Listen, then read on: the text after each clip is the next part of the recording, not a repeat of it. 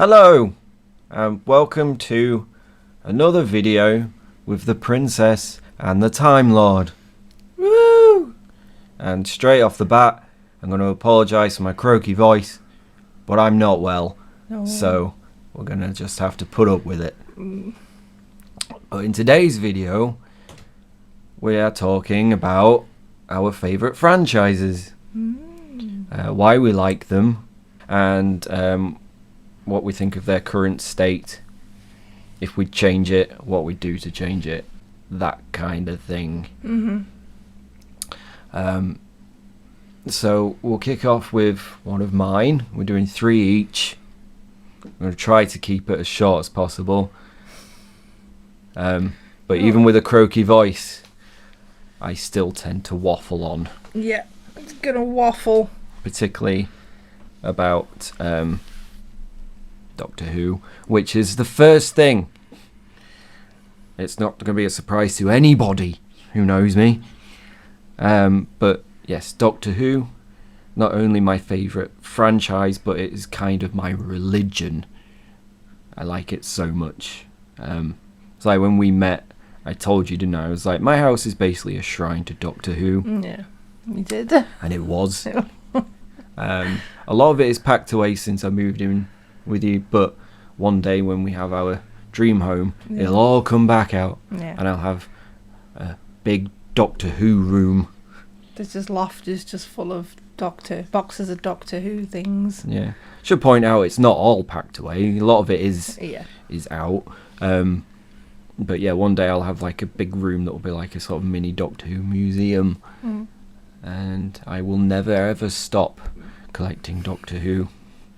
You'll have to get an actual TARDIS for all your collection eventually. Oh yeah. Not to mention my fan films and things, my fan series, because that would be really good. Yeah, so Doctor Who. I first watched Doctor Who when I was 4 years old, back in 1993, when they were doing repeats for the 30th anniversary it was then. And my mum sat me down and we tried watching all the Doctors, but I apparently only really liked Jon Pertwee. So the first full story of Doctor Who I actually sat all the way through was Planet of the Daleks, and I was obsessed with Jon Pertwee as the Doctor, but I just didn't give the other Doctors a look at the time. It's John or nothing. Yeah, and then the 96 TV movie came out, and I tried watching that, and apparently I still wasn't quite going with it. But when it came to Jon Pertwee's Doctor Who, I couldn't get enough of it. It was really weird. So I was a Doctor Who fan, but only of one era. And then I was slowly getting more and more into it. And then obviously it came back in 2005, and like it just completely hooked me back in. And I couldn't get enough of all of Doctor Who. That was when I firmly became a full-on Whovian, and I was like, I need to go back and watch all the others. And this is what confuses me when I meet people at conventions, and they're like, oh yes, I'm a full-on Whovian, and I'm like, oh, what do you think of such and such a Doctor, before Christopher Eccleston? Oh, I've not really watched them. It's like, well, can you really say you're a Whovian if you've not watched them all? I mean, I hated the previous era from Chibnall, which we'll get onto, but I still sat down and watched it all. I sat down and suffered because I'm a Whovian and I can't not watch it. So, anyway, ever since then, I've just become more and more of a fan, and I loved the show ever since. So, my favourite era of the show was Russell T Davies's first era. I just thought it was absolutely amazing. My favourite Doctor, of course, was Jon Pertwee, until David Tennant came along. And I know it's a bit of a cliche to say David's your favourite, but I liked David before he was the Doctor. I saw him in other things before he was even cast, and I thought he was really good. I actually thought he'd be a good choice. And then, of course, he got the role. And, yeah, from the moment he appeared, I was just like, yeah, I like him. And then after his first full episode, he was always my favourite Doctor. And so obviously I was very happy when he came back for the 50th and the 60th. So, what do I think of the current state of Doctor Who? Well, I have been critical of the show at certain times. During the Moffat era, I could get pretty critical of it. I think that was mainly through frustration because Stephen Moffat would show times of absolute brilliance, and then he'd do things like Hellbent where I'd be like, what are you doing? This is awful. So it would get quite frustrating. But I look back on that time now, not quite as frustrated, because then the Chibnall era happened, and that was god awful, like really bad. Lauren hasn't seen them. You've seen Christopher Eccleston through to the start of Capaldi's era. Yeah. That's all you've seen. And I gave up because Clara was annoying me. Yeah. It's going to change, though. Now we're together, we're going to have a full watch through, aren't we? Yeah. Right from the start. Yeah. We are. Right from the very start. Mm-hmm. I can't wait for all the tinfoil spaceships and stuff that you've... Yeah, and the told bubble me. wrap creatures. Yeah, Yeah. that you told me about. Suspend your disbelief. But yes, the Chibnall era happened, and he had no clue whatsoever. I had high hopes for that era because I'd watched Broadchurch, so that was really good. I thought, Chibnall's past episodes were decent, and he claimed to be a Doctor Who fan. But his series were just like, I don't really know how to describe them properly, but it's like he's admitted he didn't have a plan. He was just doing it year by year, making it up as he went along. And it really shows. And it was more frustrating to watch that era because I was bored of the show in the first year that he was involved. The first series he did was just pure boredom. And then the second series was when they did the Timeless Child thing. And that just, that split the fan base. Some people were okay with it, and then other people, the more, I'd say, hardcore fans, like me, were very upset with it. Basically, the show's called Doctor Who because you know the Doctor, but you don't know who they are. That's the point of the character. They're a mystery. And the moment you start filling that in, you take away from the character. And that's what Chibnall did. He gave us a load of backstory, which we didn't want or need. And if you're doing that, you might as well change the name of the show to Doctor. Because the Who's gone. I know there's still all this thing about where did they actually come from and blah-de-blah-de-blah. But it's rubbish. It's absolute rubbish. And the worst part, of course, is that I feel it's a dishonour to William Hartnell because he will always be the first Doctor, but now we're led to believe that there's countless past incarnations before him. I mean, come on. No. Yeah, I hated it. Absolutely hated it.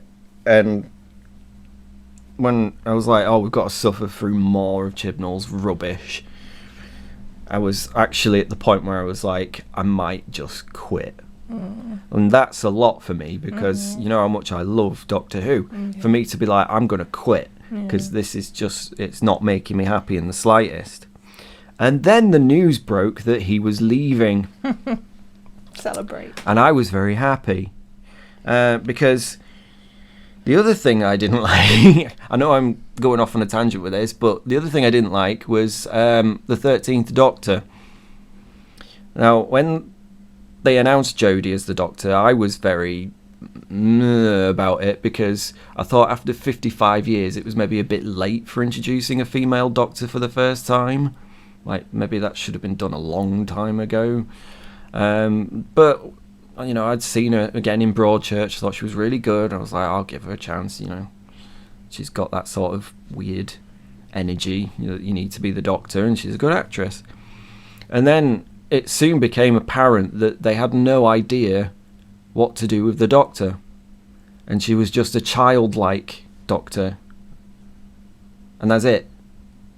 It was like she was just being a child all the time. And it's like the Doctor has that childish thing to them, but there's a lot more to them. And the thing I always point out is that Jodie never felt like the Time Lord. Like, the Doctor, whoever they are, should be able to walk into a room and instantly be the smartest one in there and control that room. And she never did that. Actually, no, I tell a lie, she did it once. And that was in series 13, but it was when she was actually being a different Doctor. Because there's a bit where it's actually following along the timeline of the fugitive Doctor, and we're seeing it as Jodie's Doctor, but she's actually the other Doctor, so she's acting like her. And she walked into the room and she did own it, but the rest of the time she didn't, which was again frustrating, because I looked at it and went, why couldn't you be like that?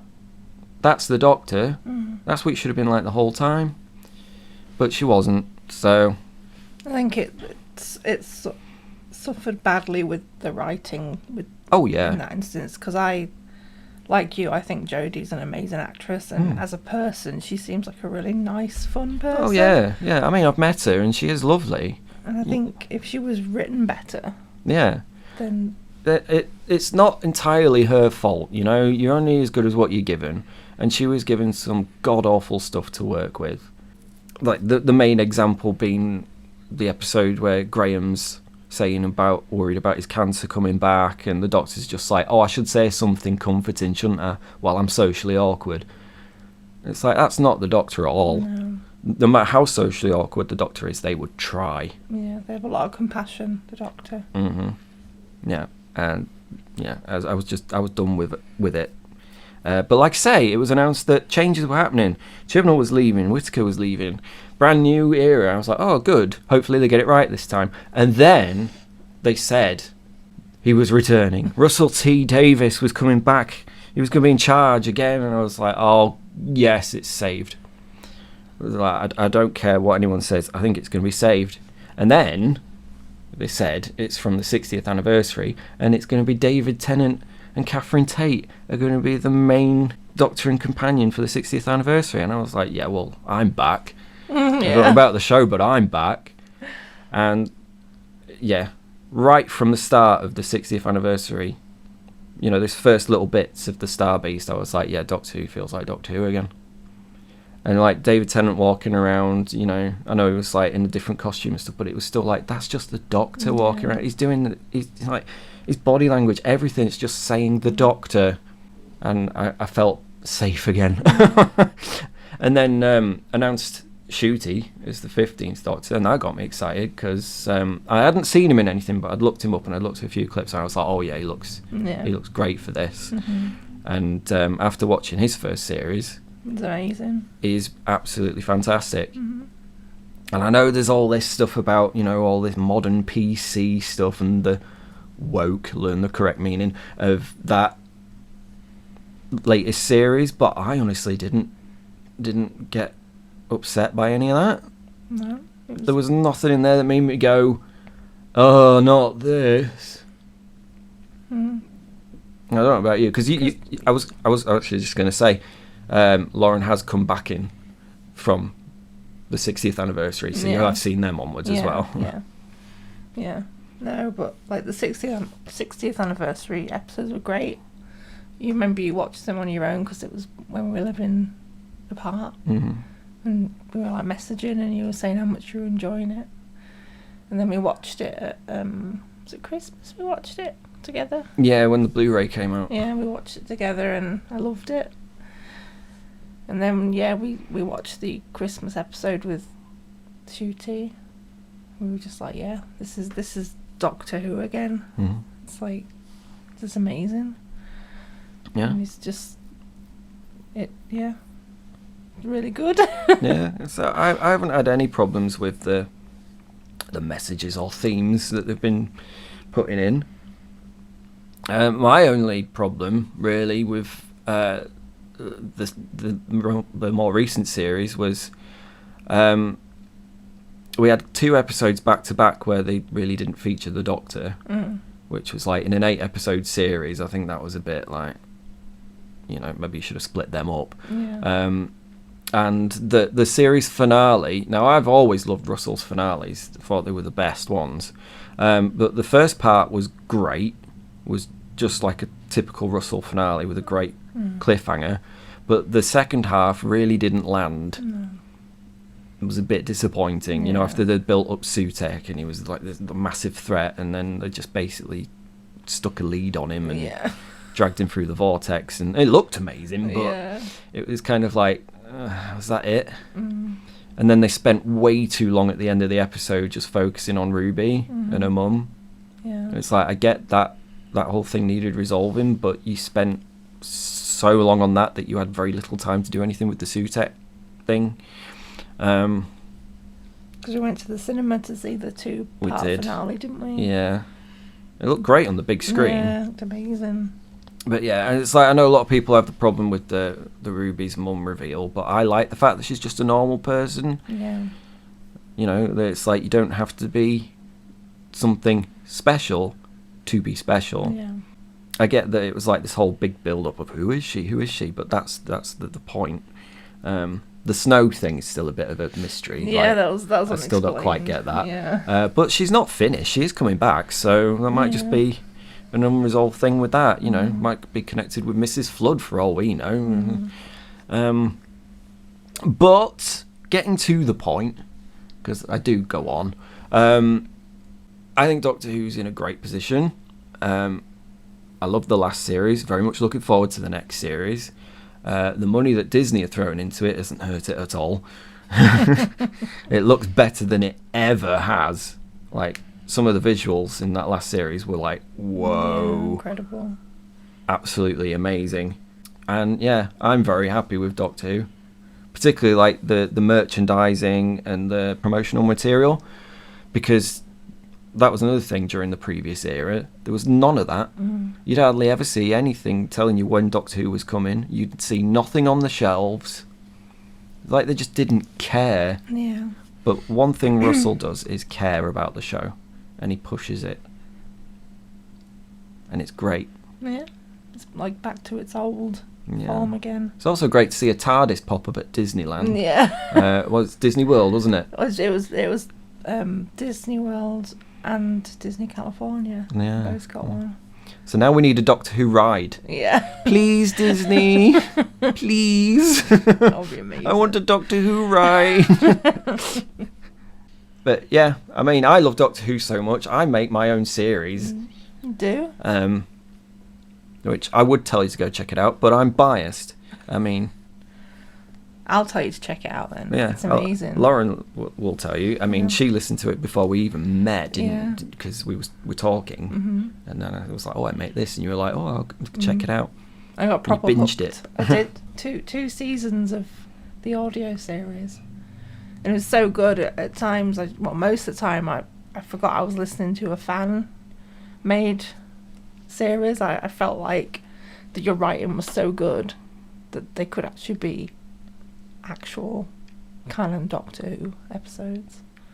Well, that's very good. It is, because it's one of those things where you can tell it's been written by a fan, and you can tell the passion that's gone into it. A lot. A lot. I mean, anyone who is a subscriber to Castle Productions will know the difficulties I've had with that over the years, and the fact that we haven't put anything out for a few years because of cast personal reasons, which I'm not going into. But we are still looking at expanding the series. We've got new adventures with a past Doctor coming. So before our current Doctor, with 2 incarnations before that. And we are working on new episodes with the next Doctor already. And we are still hoping to finish off the current 20th Doctor stories. We're not really sure about that. there'll be updates on that on Castle Productions. It's not the place for that. Yeah. But the fact is, we've got loads of stuff planned for that, and of course the old episodes, which are no longer available, are going to come out again at some point, reworked and much better than they were. So yeah, if you are a Doctor Who fan and you want new Doctor Who content you've not seen or heard before, Castle Productions is the place to go. But I'm going to stop talking about that now, and I'm going to let Lauren take over. Yay! Listen to me waffle now. So the first thing I'm going to talk about, a passion of mine, which I'm sure everybody will be surprised to hear, everybody who knows me anyway, is Disney. What? Yeah, I'm a secret Disney fan. I had no idea. I mean, the Disney movies, I love the Disney movies, but my main love is the parks, the Disney parks. Mainly Disneyland Paris, because that's my home park. It's my second home, as I call it. Didn't you say you've been almost every year since it opened? The only year I probably haven't been was when the pandemic was the thing. COVID year. Yeah. But yeah, my parents took me and my brother when the year the park opened in 1992. I was 8 years old. I was wee Lozz. Little wee tiny gal. Yeah. And then I just fell in love. And then, because we were very lucky, my parents took us pretty much every year of my childhood back to Disneyland Paris. So I kind of feel like I grew up there. It was a massive part of my childhood. I've been once. We're going to change that, though. I hope so. And then, I grew up, my adulthood, and then I kept on going every year. Saved up for a Disneyland Paris holiday. It just gets to the point where if I don't go to Disney once a year, I get really sad. And I just need that, injection of Disney magic. Disney World Florida, been there 3 times. Not as many because it's very expensive. Yeah. But it's great. But Paris will always be my park, I think. My second home. A lot of good memories there. And then more good memories to come when we go together. Yeah, and I've not been to Florida, so I'm very much looking forward to that. Yeah. Going to Galaxy's Edge and things like that. Yeah. Batu. Yeah. Some blue milk. Yeah. Yeah, it's just being in Disney is just, you just feel like you're not in real life anymore. It's like you're in a dream. Yeah. You're in this magical place. That's very true, because when I went, I was 10 years old, and I remember walking up being like, oh well, I know the characters are just guys in suits. And then Mickey Mouse was there at the front gate greeting guests, and moment I saw him, I forgot it was a man in a suit, and it was just, oh my god, there's Mickey Mouse. Yeah. And then he came and hugged me, and I was like, oh my god, I just got a hug from Mickey Mouse. That's like the Disney magic just hit you. Yeah. Like you just forget. You do forget. Yeah. It's amazing. It's like, I still love meeting the characters. I still get really giddy and excited when I see a princess walk past. It's like, you think about it, it's just a woman dressed as a princess, but it's not. Not while you're there. While you're there, it's Snow White, it's Aurora, it's Cinderella. I need to meet Baloo. You do. You do. He's my favourite. Yeah. And I never got to see him in France. Yeah, the last time I went to Disney Paris was for my 40th birthday. You're not that old. And I'm not ashamed. We don't talk age on this channel. I'm not ashamed to reveal my age. And it was when first started our relationship, really, wasn't it? A few months into it. We've been together for 3 months. Yeah. And Phil had told me that he was a big fan of Baloo. Yeah. And he said, you know, if you see Baloo, say hi. And then I went with my mum. And we got there and my mum was like, well, what do you really want to do this holiday? What's on your list to do? And I was like, I need to go meet Baloo for Phil. That was one of my priorities. So we queued up and we met Baloo as soon as we saw he was there. And I told him that you said hi. Yeah. And that you love him. Yeah, he's my favourite. Yeah. Because there's a really big Baloo, isn't there, in Florida? There is. Like a big sort of statue type thing. Yeah, one of the hotels, yeah. Which I need to go see, because it's not the one we're staying in, but No. it's like you can just free walk around, can't you? Yeah, So we'll go find that. Yeah. So the current state of the Disney parks, as regards to Paris, they've spent many years not really updating things because of, I don't know a lot about it, but I'm assuming it's money troubles. Haven't Paris gone bust a few times? They have, yeah. But now they're making a lot of expansions.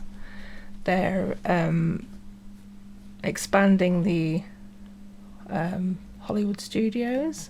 I'm really looking forward to the Lion King ride. Yeah. Providing that it's the animated version. And not the Because the live concept action. art had the live version Yeah. on it, and Yeah. that's not real Lion King, is it? No. And they've got all the Frozen stuff, which I'm very excited for.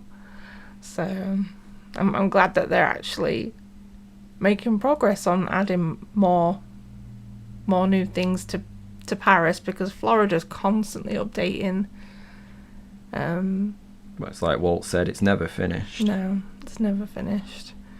The only bugbear I have about the Disney parks in general is how they're introducing, or if they introduced the whole thing where you have to pay so much extra to get lightning lanes, and you know that they got rid of the fast pass system, what you got free return times kind of thing, and now they've updated that to, oh no, you have to pay like €12 to get in the lightning lane to this ride. Which I get they have money to recoup from the pandemic. But that was 3 years ago. It was. What, 4 years ago? Yeah. And it's just that thing where that's not what Walt would have done. No. Walt would not have done that. He after watching many documentaries about Walt Disney, he wanted people to enjoy themselves, and he wanted to, you know, bring this world to people so they could just lose themselves. It wasn't all about the money for him. So I think he would be quite upset to know. He would have obviously done his best to try and recuperate the money, but he would have done it, tried to keep the cost down as much as, whereas they're just going, oh well, let's just throw money there and there and there and there. Yeah. It's like all the vlogs we watch, and they're always like, we got this, it cost me this much more. Yeah. You never see them say, oh, we got this as a freebie. Yeah. And if they do, it's only something very, very small. Yeah. I mean, you still get your Disney magic moments, don't you? But it's not the same thing. I got a freebie in Florida once. I got a Dole Whip, and I was told that I didn't have to pay for it because the tills weren't working. Oh, well, that's all right. So I got a free Dole Whip. So what we need to do is we need to go in and accidentally pull the plugs out of the tills, and we'll get stuff for free. They might cotton onto that after a I while. might do, yeah. Pretty much all I have to say. I love Disney. Well, I would never have known that. By all the Mickey Mouse stuff in the house. Oh, that's what that is. Yeah. I thought it looked familiar. So my second one is something that I guess you could say is part of a larger picture, but is its own franchise in its own right, and that is Batman. And this is something that you're big on as well. But obviously Batman is DC, and I do love DC, but for me, Batman is the thing. It's what got me into superheroes in the first place, watching repeats of Adam West. And yeah, like, if we were doing a quiz and it was about DC, I'd know a certain amount. If it was about Batman, I'd be like, yeah, we're probably going to win. Because I know a lot more about Batman. But I've always liked, and it's going to sound like really like down, but because I've always been, a loner and, bullied when I was younger and this, that and the other, I've connected with the loneliness of Batman and that sort of dark world. So it's just always been where I've lent towards with Batman. I know I said I started with Adam West, and his wasn't exactly dark and alone. It was a lovely, bright, comic booky camp and cheesy series. But that was a perfect introduction for a small child. And then obviously going into the animated series, where it was like proper dark Batman, I loved that. Absolutely loved that. My mum wouldn't let me watch the Tim Burton movies until I was older. She's like, they've got certificate 15. No. You're not watching them yet. That's wise. Yeah, I think I was like 9 when I watched them though. So I was allowed to watch the Joel Schumacher ones because they were not as, violent. Yeah. But I liked those. I liked Batman Forever. I think Batman Forever is a really good film. I do. I think the problem it has is it gets tarnished with the same brush as Batman and Robin, and people judge it because it came after the Tim Burton ones, and they were trying to think of it as the same thing, which I know it technically kind of was, but it was its own thing, and I really like it. I love the style in that movie, all the neon and everything. Yes, maybe Tommy Lee Jones was miscast as Harvey Dent. He hated working on the film. He didn't like Jim Carrey at all. He just played it kind of like Jack Nicholson doing the Joker. They should have just brought Billy D. Williams back. Yeah. His outfits were amazing. He was promised it. Yeah. When he played Harvey Dent in the first film, it was like, oh yeah, you'll come back as Two-Face in the third one. And then Tim Burton wasn't the director anymore, and suddenly he wasn't Harvey anymore. Yeah, the costumes in Batman Forever, great. Really good. So yeah, I loved that one. And then Batman and Robin came along, and yeah, it's one of those movies where you've got to watch it a certain way. If you're watching it like you're watching the other Batman movies, you're not going to like it. If you look at it as it's a high budget Adam West movie, it really works. Like it's a new version of Adam West's Batman, but with a massive budget. Yeah. It works like that. Yeah. If you're looking at it like it's just a daft movie, Yeah. you enjoy it more. If you take it serious, you're not going to like it. No. But I really liked it. It's George Clooney's attitude of, hi, I'm Batman. Yeah. Yeah. When you've gone from Michael Keaton's, you're like, I'm Batman. And, Val Kilmer maybe was a bit of sort of a poser. Yeah. But he still had that kind of like, the Dark Knight. Yeah. Well, I'm just the sexy Dark Knight kind of thing. And then George Clooney comes in at the start of the movie and he's like, hi, Freeze, I'm Batman. Yeah, I think we can throw out the window the seriousness of this movie, Well, it's still great, though. Yeah, it's good fun. It is. Just don't take it serious. No. And it's got my favourite girl in it as well. Poison Ivy. Yeah, yeah, because we went to the Batman exhibition. Yeah. You were just like hanging around the Poison Ivy outfit. Because I'm like, are you planning on stealing this? I think in your head you were thinking, maybe, but I don't think it fit in my bag. No. Also the fact that, you would have been on a camera, that you would have been smashing glass, alarms, all that stuff, witnesses. Yeah, I don't think you'd got away with it. But yeah, obviously, so I watched those two before I watched Batman and Batman Returns. And when I did eventually see those two, I thought they were amazing. Particularly Batman Returns. That is probably my favourite Batman film. I know it's kind of one of those things that people either love it or don't. Yeah. Because it's very Tim Burton. Yeah.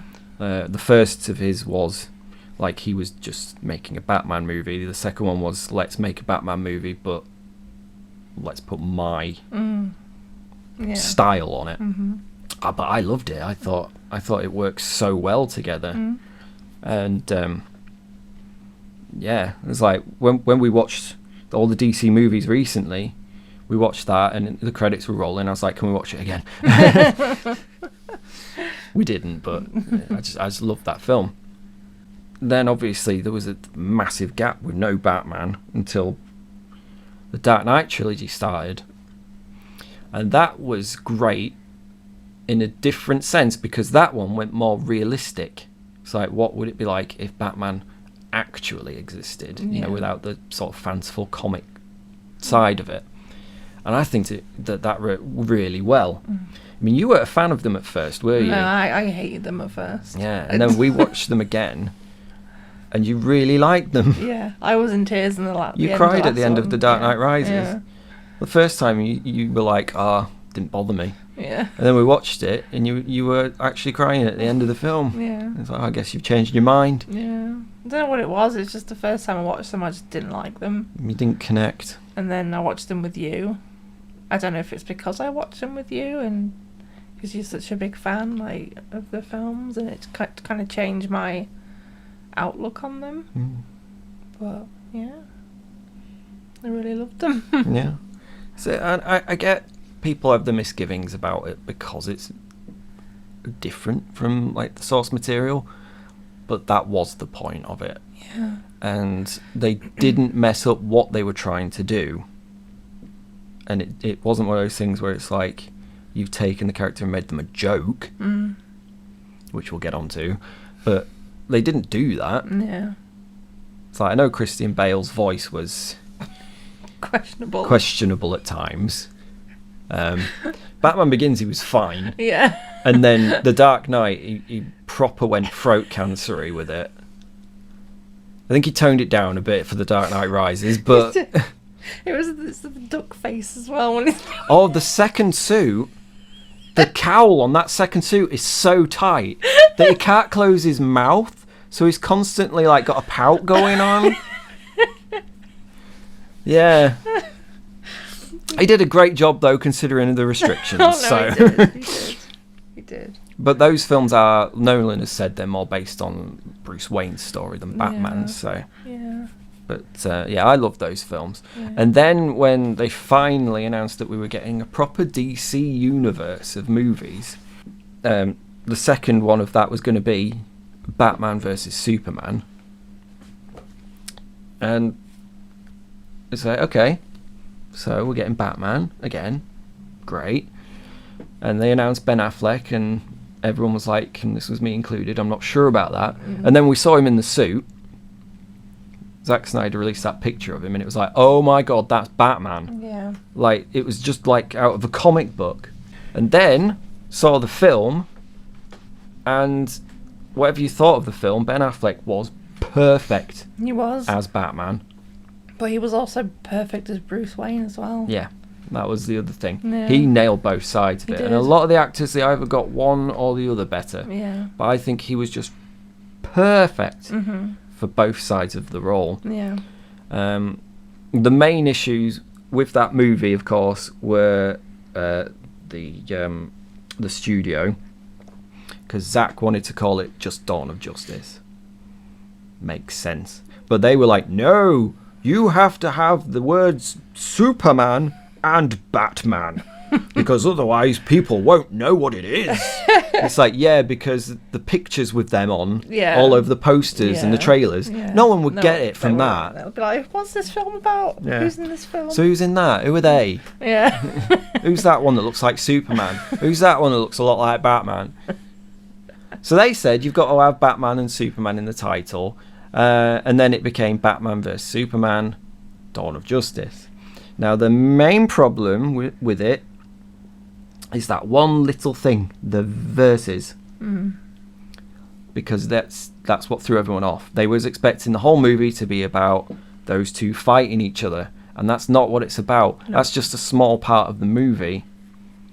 It should have been called Batman and Superman, Dawn of Justice. That one little change would have made people maybe understand it a bit more. Yeah.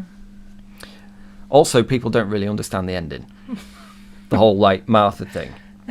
The whole, like, oh, they've got the same name. I'm not going to kill you anymore. It's not why he did that. It's because it made him realise that Clark's more human than he thought he was. Yeah. And he takes that look at himself and he's like, oh my God, I'm becoming the person who killed my mother. Yeah. And that's when he's like, oh crap, I've got to stop this because I'm becoming the bad guy. Yeah. It wasn't just like, oh great, our mums have got the same name, I'll be your friend now. Yeah. Like, people don't look at things. I think this is why Zach struggles as a filmmaker with people, because he's one of those that likes to tell a narrative that people are just a bit to understand these days, because they're not brought up on stuff like that now. Everyone's told things, like everything's spelt out for people these days, so they don't have to think. And Zach's films, you do have to think, and I think that's the problem. I think his films are just in the wrong era. Yeah, no, I think you're right. 20, 30 years ago, he would have been heralded as one of the greatest filmmakers of all time, which I think he is. But there you go. But, you know, if you're still not sold on it, and you haven't seen the extended version of Dawn of Justice, watch that, because it's a lot better. It's very good. Because I saw the theatrical version in the cinema, and I thought, this is a bit like what jumped a little bit there. I think we missed something, and it turned out we did, because I watched the extended cut, and there's a load of stuff in there that answers a lot of the questions people had about the film. So I would watch that. And then, of course, we got to Justice League. Yeah. Oh my God. Now, this was where I lost all faith in Warner Brothers, technically the people in charge of the DC films. Because during production of Justice League, which was very nearly done, sadly, Zack lost his daughter. And it was a very tragic circumstance, which we don't need to discuss here. But he obviously had to stop production. And Warner Brothers, or the people at Warner Brothers, decided, because of what so-called fans were saying online, and this is where I think the internet has ruined movies, they were looking and listening, and they went, oh, I guess we need to change stuff. So they sacked Zack Snyder. Yeah. At the lowest point of his entire life. Yeah. They sacked him. And they brought in Joss Whedon to not only finish the film, but reshoot a lot of it. And they made a complete pig's ear of it. They did. They completely butchered it. They basically went like, oh, everyone likes Marvel.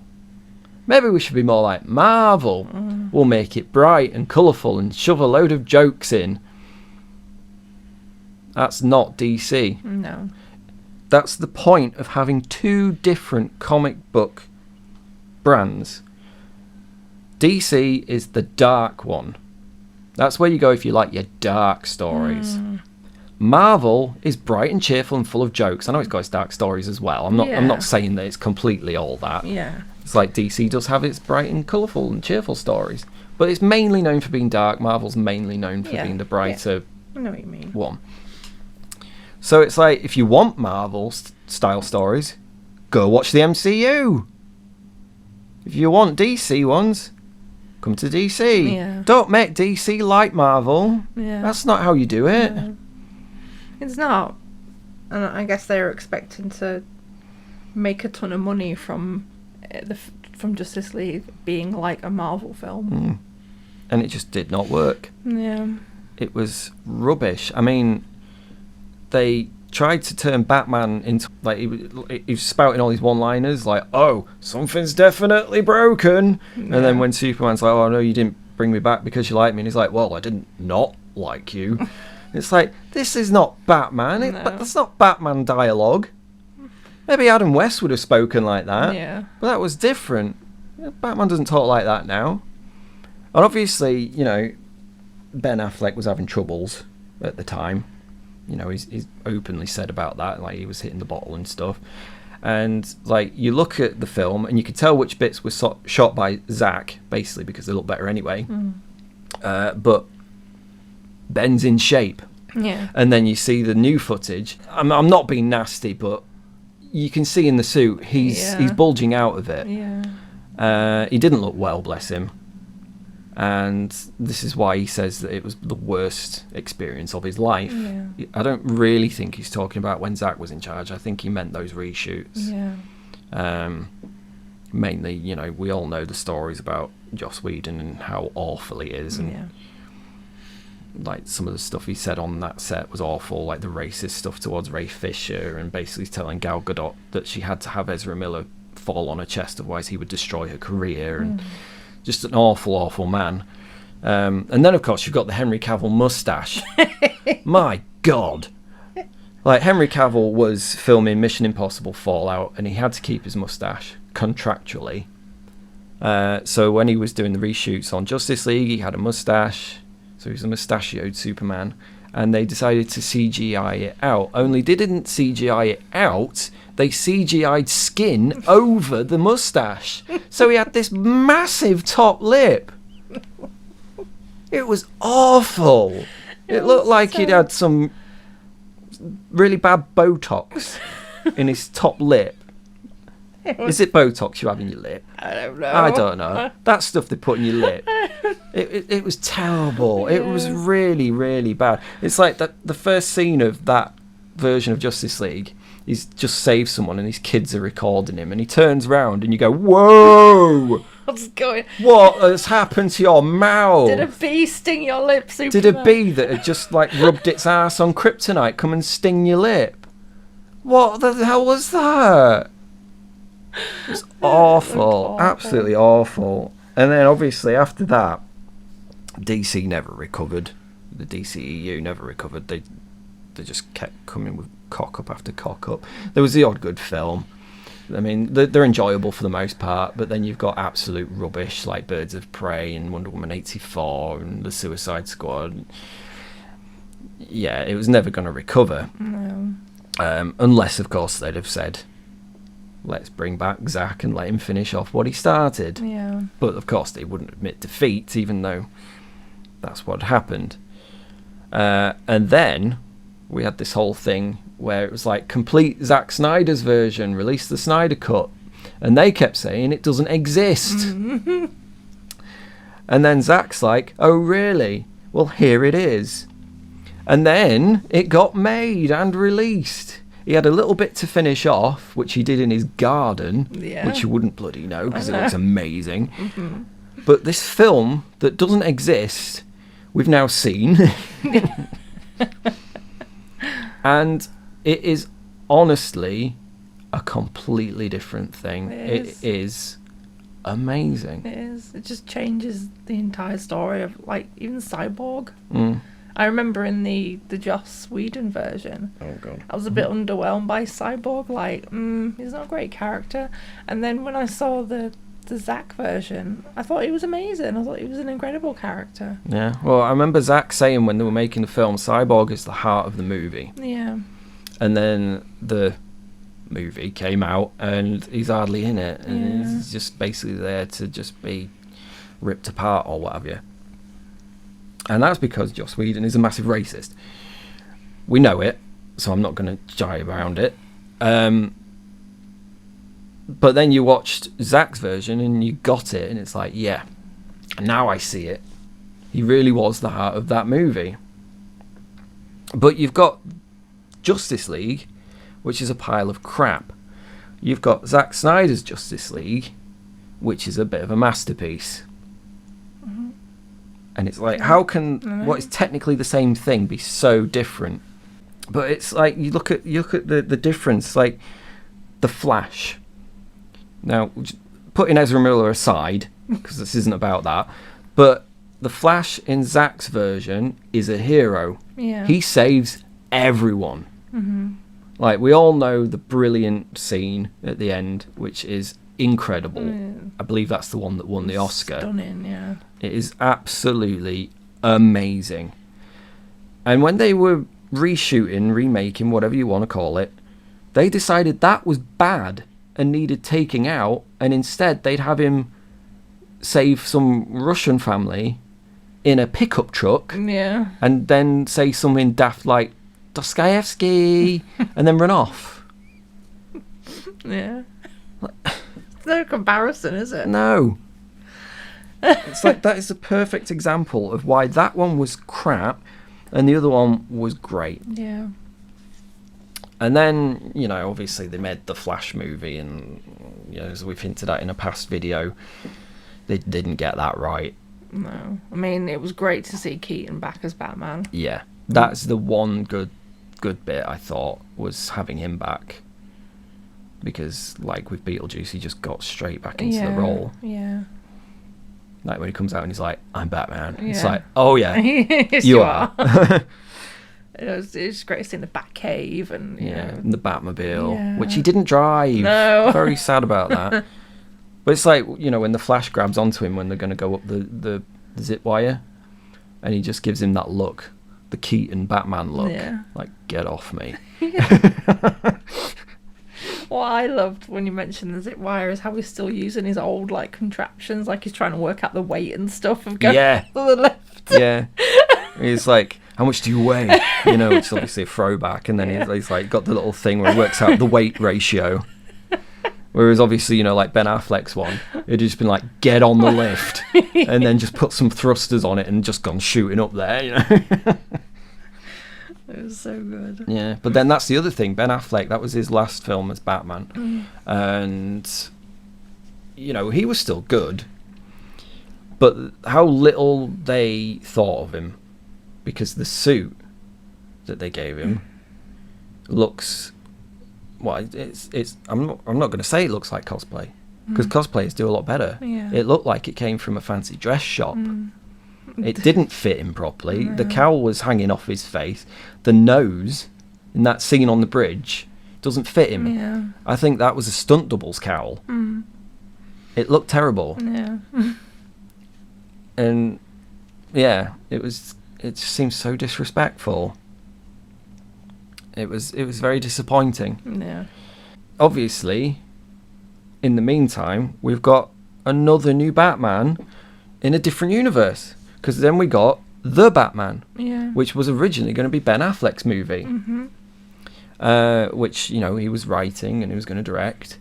And from what I've heard of it, sounded like it was going to be incredible, because it was going to follow on from Zack's Justice League, where Deathstroke learns from Lex that Bruce is Batman, and he's going to get his revenge by going after everyone he loved, including Alfred, who may have died. Yeah. And then he would have taken him into Arkham Asylum, where he'd have seen all the like old villains, the Rogues Gallery, which would have been incredible. And then, you know, they would have been driving him insane in the asylum. And then there would have been this massive clash between him and Deathstroke at the end of the film. You know, we might have had Nightwing. And it was just like, that would have been brilliant. Yeah. And obviously the troubles with Justice League put Ben off. Yeah. He was like, I don't want to do it anymore. Which was understandable. And then they hired Matt Reeves, and it became apparent that it just wasn't going to work out the way it was, and so he was like, I'll do my own thing. Yeah. But even he said that it was brilliant, and it's a shame it didn't get made. So it became a completely different universe, the Batman, and we got Robert Pattinson, who I'm not overly fond of. No. I think he's a bit, I don't know, he's up himself. Yeah. He's just He's not got that presence of Batman. No. It's like I remember when we watched it, when we had our DC watch through, and I said the first time I saw it, it kind of made me a little bit angry how at the start when he came across those, you know, the criminals. Not the little gang. The gang, and they were just laughing at him. Yeah, like he comes out of the shadows all menacing, Yeah. like type, well, it's supposed to be menacing. And they're just like, ha, what are you meant to be? Yeah. And it's like, no. Strike Batman's the fear. supposed to scare the crap out of Yeah. them. Like, what's the point of dressing like a giant bat if it doesn't scare people? Yeah.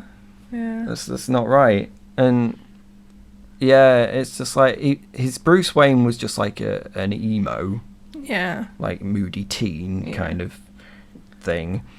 And I mean, I don't really know how to describe his Batman.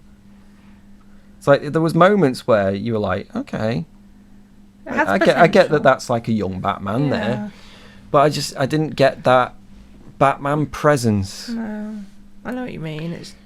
It's like, to me, it just felt like he was doing it because Yeah, it's like he had no passion to actually play the character. yeah. And I didn't like Zoe Kravitz as Catwoman in that film. They had no chemistry either. They didn't work together. No. But most of it just didn't work for me in terms of the casting. Like, I love Andy Serkis as an actor, but he wasn't very good as No, Alfred. He wasn't Alfred. The Riddler is my favourite Batman villain, but I didn't like this Riddler. Gimp Riddler. He was just a gimp Riddler, and he had nothing going for him that said he was the Riddler, other than he had a question mark on him, and he left like riddle type clues. Yeah. But everything else was just like, he was so over the top. Like when he's doing his videos, and he certainly goes like this. It's like, what is that? That's not Riddler. No. Yeah, I didn't like that. But what I did like was I liked the crime story of it. Like Batman is a proper crime solver. Yeah. Like the investigation side of it. I like that. And I also really liked Colin Farrell Yeah. as Penguin, He's really good. Really, really which good. is why I can see why he got his own series. Yeah. Because he's incredible. And the Completely. makeup on him, Yeah, unrecognisable. you soon forget that it's Yeah. Colin Farrell. Yeah. It's incredible. Yeah. And I'm looking forward to watching the series, because we're going to wait till it's all out and then just binge it. Binge it, yeah. But yeah, he was easily the best thing about it. He was really good. But I'm hoping with the Batman 2 that, you know, Robert will actually make some progress with it. So hopefully he gets a bit more Batman-like next time around. That's when it ever gets made. They've only just finished the damn script. Yeah. But in terms of the current state, kind of looking forward to the Batman 2. But in terms of the universe, obviously the DCEU's finished. That's done. It had a very sour note to end on. And it's now become the DCU, which is a brand new start. And everything I've seen of that so far makes me not want to look at it. Yeah. Like, the new Superman film looks terrible. His baggy pants. With his baggy pants. His suit that doesn't fit. I mean, when you go from the amazing costumes we had in Zack's films, like you look at Henry next to David Yeah. as Superman, when you see those comparison pictures, it's like, how have we gone from that to that? It looks terrible. I know people say it'll look better in the film, but it's like, are they seriously going to CGI out the bagginess? Yeah. Why not just make a suit that fits? But yeah, everything I've seen of on-set stuff, I've not been amazed by. Everything I've heard about the film, I've not been amazed by. All the other stuff that's coming after it, I've just been like, It's not I'm interesting. not interested in that. The only thing I thought sounded interesting was the like buddy cop Green Lantern series, because I think that's something that could lend itself to that.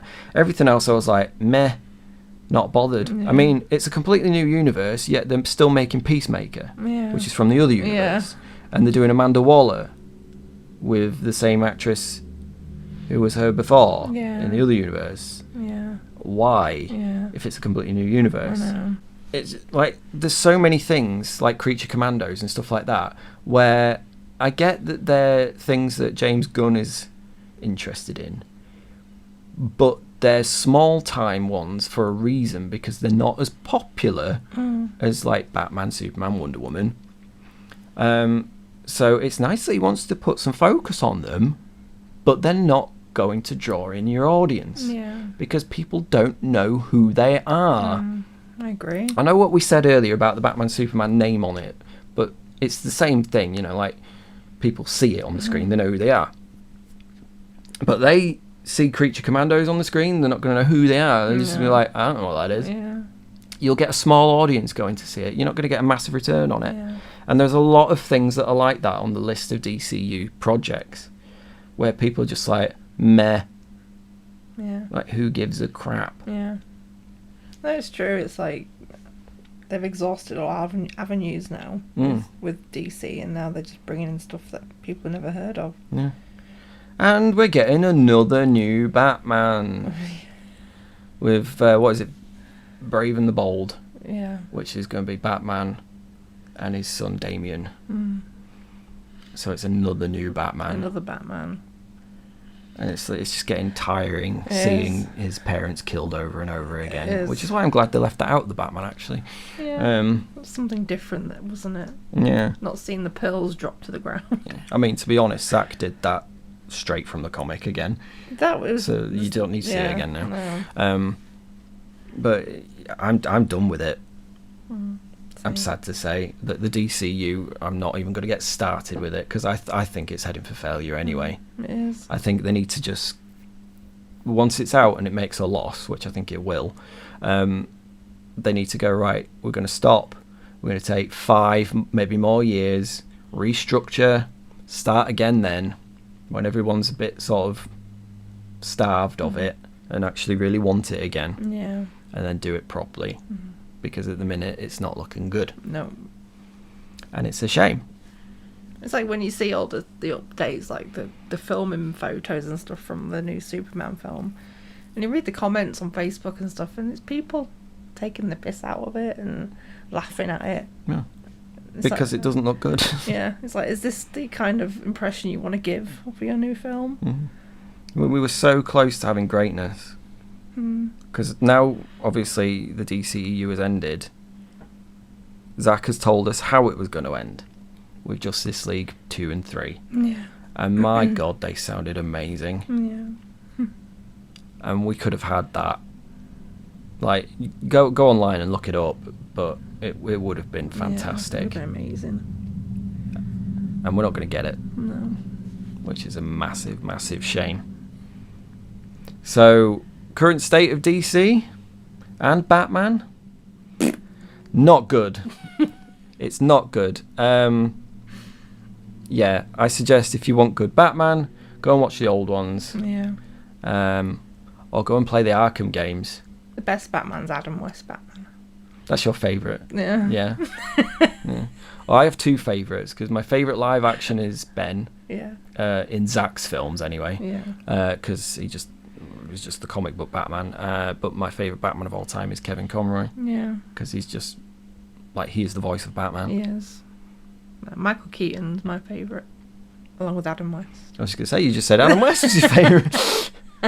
But yeah, I'd go play the Arkham games too, Yeah, because they're great. I love them. Absolutely love them. I particularly like Arkham Knight, because it gives you all the different skins, so you can play through the game as Christian Bale. Yeah. I know it's still Kevin Conroy's voice, but you've got the suit. You can play through it as Ben Affleck's Batman. And you get the Batmobiles and stuff. It's really cool. But yeah, there's a new Batman Arkham game coming out, and it's only for VR. I know, that's annoying. I know. But, well, there you go. See, I liked Arkham Knight, but I'm not very good at driving the Batmobile. No. Set it on fire. Yeah, this is the thing. You were crashing the car and I said, it's alright. You can't really destroy it. I mean, I knew full well that if you were, in a scrap or whatever, you can get damaged enough that it will blow up. But I'd never crashed enough to know that you could do it yourself without help. But you proved that you can. So I sent you the picture for evidence, didn't I? yeah. So yeah, current state of Batman is not great, which is a shame.